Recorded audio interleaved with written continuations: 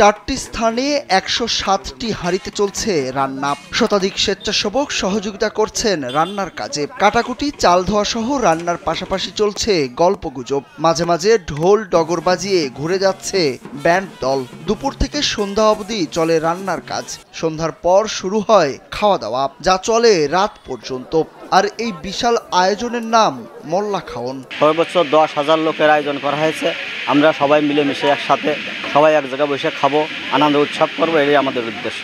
আমরা আজকে বহুত আনন্দিত, এই এক জায়গায় হতে পেরে আমরা এই খাওয়া দাওয়া অনুষ্ঠান করছি। স্বৈরাচার আওয়ামী সরকারের পতনের খুশি আর বিজয় দিবস উপলক্ষে এই গণভোজের আয়োজন করা হয়। এবার ব্যাংকও আপনার হাতের মুঠোয়। Balance transfer, mobile recharge, bill pay থেকে শুরু করে যা চান সব হবে এক মুহূর্তে। NRBC planet. দীর্ঘদিনের অত্যাচার, নির্যাতন, নিপীড়ন আর হামলা মামলার হাত থেকে মুক্তি পাওয়ার আনন্দ ভাগাভাগি করতেই এই আয়োজন। সকল শ্রেণী পেশার হাজার হাজার মানুষ এই ভোজে অংশ নেন। আমরা এই 17 বছর পর এক জায়গায় হয়ে এই খাওয়া দাওয়া করছি। আমরা খুবই আনন্দিত। এখানে আসছি সবাই মিলে একসাথে আমোদ করছি। ব্যতিক্রমী এমন আয়োজন হয়ে গেল ঝিনাইদহের কালীগঞ্জ উপজেলার কলাবাজারে। উপজেলার জামাল ইউনিয়ন পরিষদের সাবেক চেয়ারম্যান ও বিএনপি নেতা নজরুল ইসলাম মোল্লা করেন এই আয়োজন।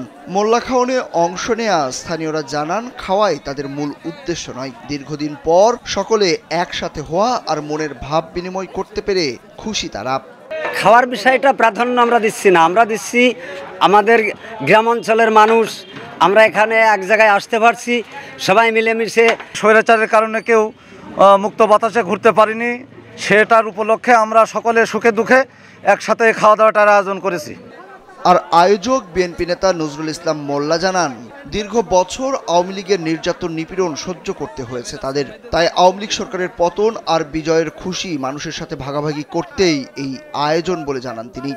অত্র অঞ্চলের বিএনপি নেতা কর্মী আজ মিলে আমরা এই আনন্দটা যাতে ভাগাভাগি করতে পারি, ভাগাভাগি করে চলতে পারি, সুখ দুঃখ হাসি কান্নার সঙ্গে আমরা একসঙ্গে থাকতে পারি, এই আশায় আজ আমাদের এই অনুষ্ঠান।